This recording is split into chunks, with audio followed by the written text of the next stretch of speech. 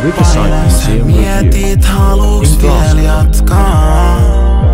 Oot liikaa kärsinyt. Vuodesta toiseen pelkkää paskaa. Entä jos lähtis nyt? Ja mä en pystyis nähdä sua toisenkaan. Päästä irti tolleen vaan. Voidaks koittaa vielä uudestaan?